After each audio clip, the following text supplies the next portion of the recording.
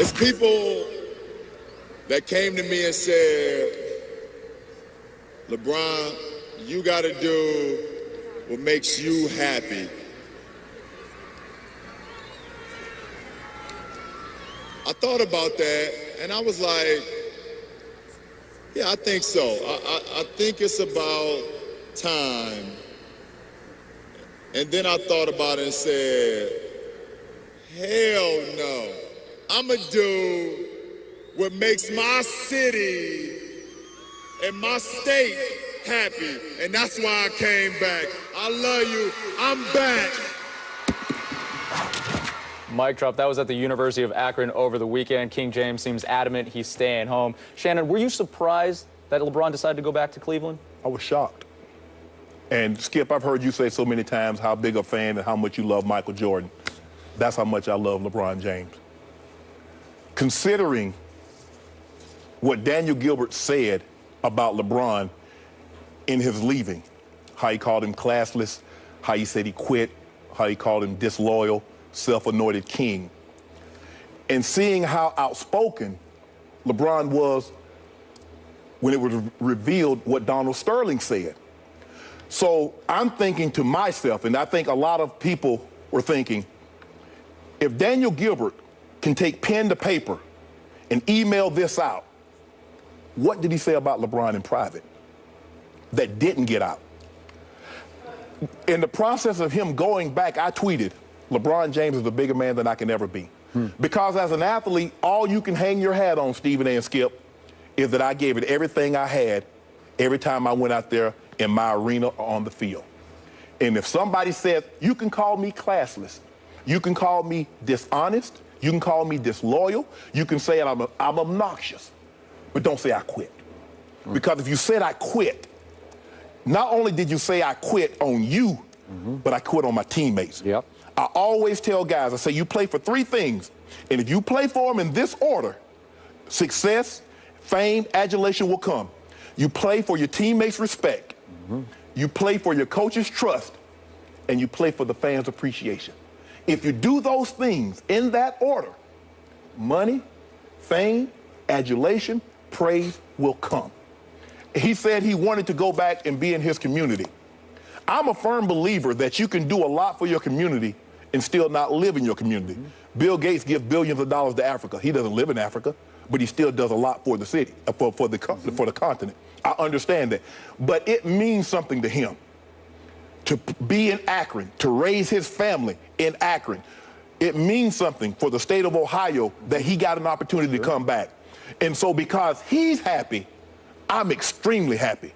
But I'm shocked because if my owner had said that about me, he can't even pick up the phone and call me. Because my grandmother used to always say, there are three types of people that will tell you the truth. Kids, drunks, and angry people. And maybe two of the three, he was absolutely. He was angry, and he was very childish. Now, I don't want to get into speculation or innuendo about whether or not he was drinking that night, but he was probably two of the three, Skip. You buying? No. I understand where you're coming from. You know, I don't blame anybody for thinking the way that you're thinking. My attitude is that I would not have forgiven Dan Gilbert either. To say that I quit, to call me classless, and some of the things that he said, it would have been very difficult for me to let that go. Dan Gilbert's a grown man. He does a lot of great things in the city of Detroit, state of Michigan, which is, you know, where he's connected to. There's a lot of people out there that will speak to his philanthropy, his generosity, his business savviness, etc. But in this particular instance, he came along as incredibly petulant, vindictive, and vicious, because what he said about LeBron was clearly beyond the pale. With that being said, let's give LeBron credit for being accountable, because the one thing that I don't believe he mentioned in deciding to go back to Cleveland, talking about the love for the city and, you know, himself, his family, et cetera, LeBron left out the part about him feeling the need to be culpable, maybe. LeBron James was not just paid what he was paid, and he earned every penny, and he was worth more than he was getting paid, but the CBA wouldn't allow him to get so much. But Dan Gilbert did extend himself.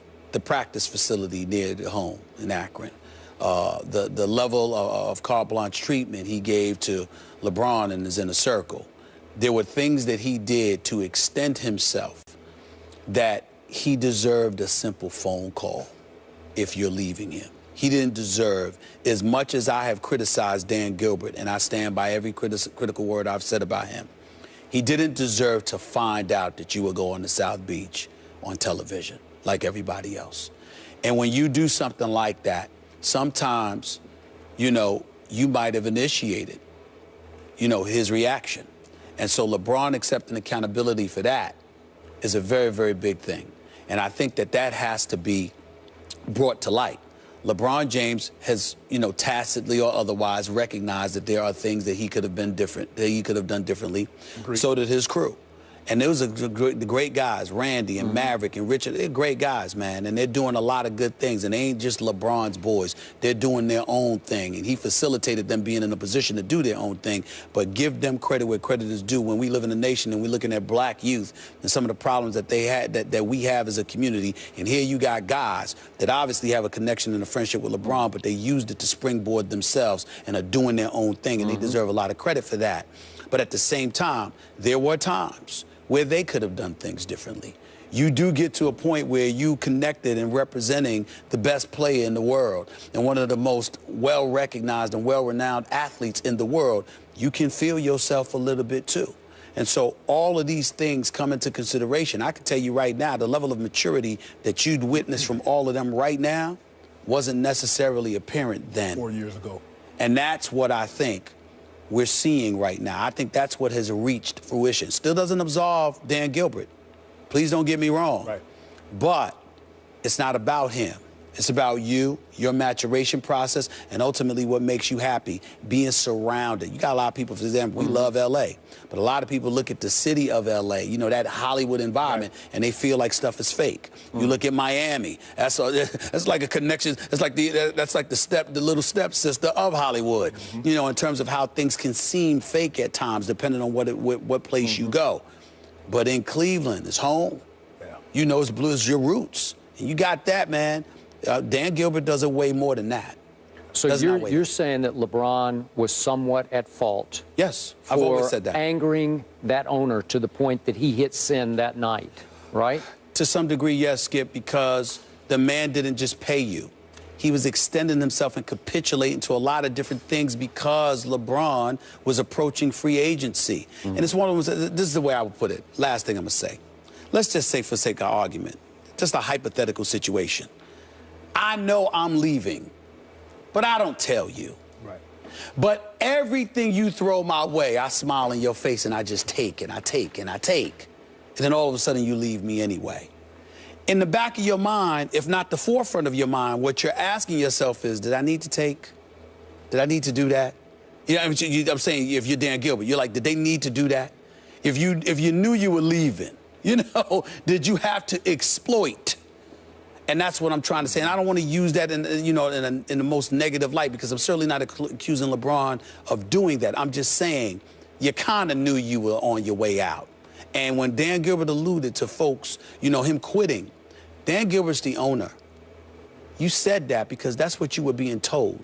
Because the people that were smiling in LeBron James' face were betraying him and his friends and his family behind his back. And Dan Gilbert was sitting there throwing stuff at you anyway. So, again, there's fault on both sides, and I can see it. Skip, before you go, let me say this. Sure. Just remember, and I tell guys this all the time. I even tell my kids, there are two things you can never get back. Words spoken and deeds done. You can apologize, you can throw a lot of money at them, but people will always remember what you said, and they'll always remember what you did. I'm with Shannon on this because, you know, initially, I was dumbfounded. I thought there was no chance that LeBron would go back to Cleveland because of that Q word that you brought up, the quit word. Yeah. I thought that bridge got burned to the ground. And furthermore, and I don't want to, this is all water under a bridge that got burned, but I thought he and D. Wade had such a deep bond that Dwayne was there for LeBron when LeBron struggled through that 2011 finals. And I thought LeBron would want to be there for Dwayne as he tried to bounce back next year. And I believe he will. And I thought the three of them had a little bit of a pact. And when Pat Riley did, quote unquote, call out LeBron in that little State of the Union that he gave, I thought LeBron would want to answer the challenge of a former great coach and a great GM who made the case that, hey, all the great ones had playoff disasters and disappointments, and they all bounced back and won again. And he challenged LeBron, don't find the first door and run through it. Come back here next year, and we will get it right back together, and we will do this again. I thought LeBron would take the challenge, because when I looked at what was left in Cleveland, 33-49 last year, lost Deng, lost C.J. Miles, lost too many key pieces from a team that added an Andrew Wiggins. I'm not buying yet. So I'm saying, why would you go home to that? Then now I hear that our Brian Windhorst has indicated maybe this Love deal was kind of on the table already before he made his new decision to go back.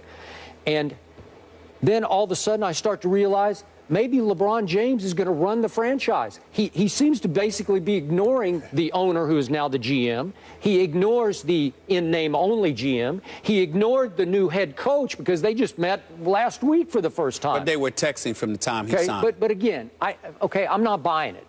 I think LeBron, that became irrelevant to LeBron, who is going to be the GM or the coach of this team. That he finally decided, nope, I'm going to go home. And PR-wise, this country has embraced LeBron for, quote unquote, going home. Yeah. So that trumps everything. Then all bets are off. Did he leave Dwayne high and dry in Miami? I believe he did. I don't believe so. Okay, well, I do. And I think that Dwayne, in his heart of hearts, privately, is not pleased with this.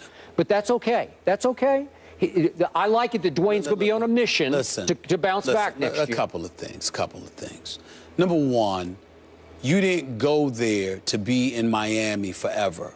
It was an experiment that you were willing to partake with two of your boys in Chris Bosh and Dwayne Wade. Dwayne Wade is always the lifer for the Miami Heat.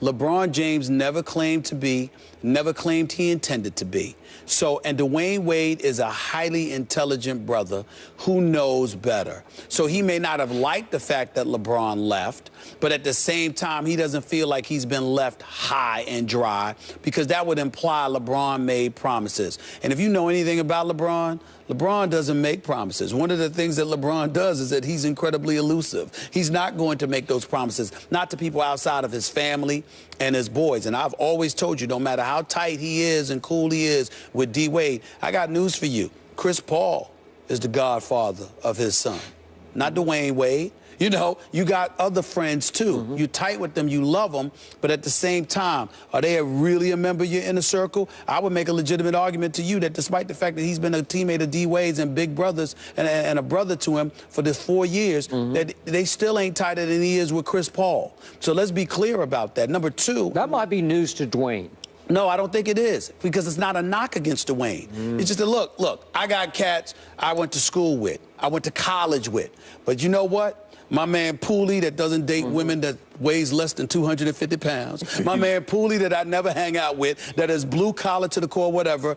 I don't care if I see him once a year. There will never in life be a greater friend to me than my boy Pooley. But that doesn't mean I don't love other people, that we ain't tight, that we don't hang out with, but they ain't Pooley. And I never hang with Pooley, because no one will ever eclipse Pooley.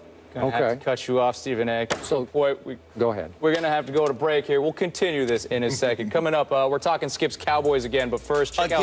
Again? First, though, we got a 15-second Instagram debate on the expectations in Big D. Check it out. These Dallas Cowboys stink. It's just that simple. I have finally had enough. I think that my offensive line just might be the best offensive line in the entire league. But I'm telling you, their defense is horrid. It's embarrassing.